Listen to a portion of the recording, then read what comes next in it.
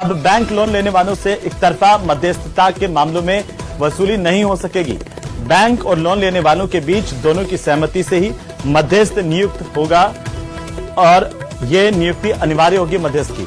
दोनों की सहमति से मध्यस्थ नियुक्त होने पर ही ऋण वसूली हो पाएगी। वाणिज्यिक अदालत जयपुर ने बैंकों और एनबीएफसी की 325 याचिकाओं को खारिज कर दिया है। इन याचिकाओं में अधिकांश बैंकों ने लोन लेने वालों से एक तरफा एग्रीमेंट करवाया था।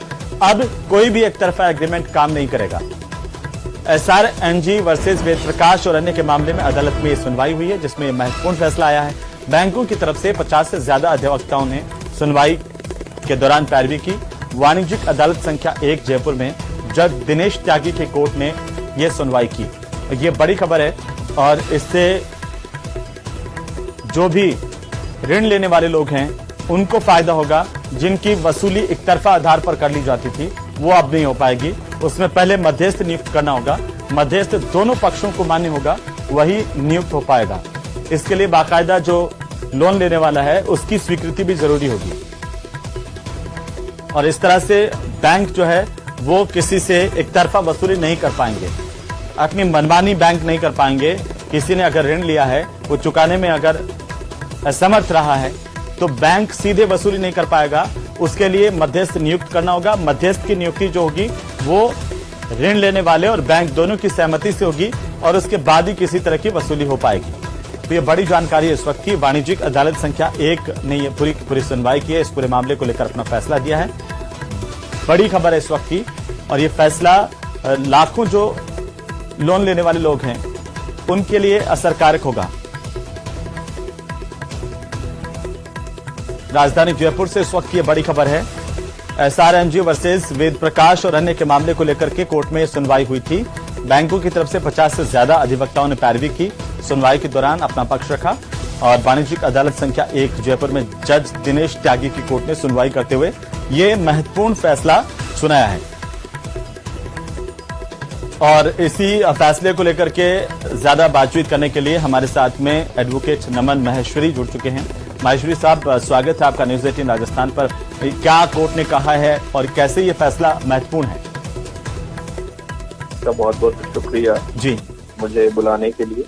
Actually commercial court number 1 Jaipur का ये बहुत ही महत्वपूर्ण फैसला है, बहुत अहम फैसला है और बहुत सही फैसला है।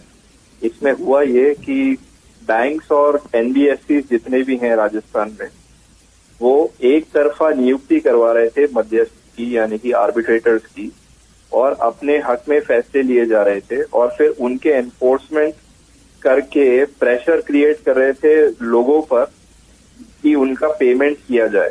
जबकि ये सारे के सारे मध्यस्थ जो हैं वो एक तरीके से गलत तौर पे अपॉइंट हुए, क्योंकि सुप्रीम कोर्ट का साफ डिसीजन है इसको लेकर के जी, जो ये कहता है कि दोनों ही पार्टीज की सहमति से अपॉइंटमेंट्स होने चाहिए या नियुक्ति होनी चाहिए।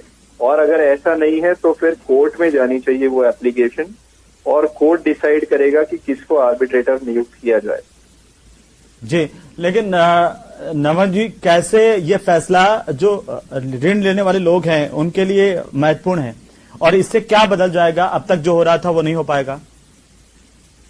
बैंक्स अभी तक जो अपनी मनमानी चला रहे थे या एनबीएफसी जो अपनी मनमानी चला रहे थे, अपने ही व्यक्तियों को या उनके पहचानने वाले व्यक्तियों को आर्बिट्रेटर्स बनाकर, वो अब बदल जाएगा इस महत्वपूर्ण फैसले से जी। और जो इंडिपेंडेंट आदमी है, इम्पार्शियल आदमी है, जो सही आदमी है, न्यूट्रल आदमी है, उनके अपॉइंटमेंट की वजह से दोनों ही पक्षों को नॉर्मल सुनवाई मिलेगी, एक मौका मिलेगा दोनों पार्टी और एक तरफा कार्रवाई नहीं हो पाएगी। चाहे बैंक की तरफ से जो एक तरफा कार्रवाई कर दी जाती थी उस पर रोक लगेगा। बहुत शुक्रिया नमन जी हमारे साथ जुड़ने के लिए, तमाम बातचीत के लिए।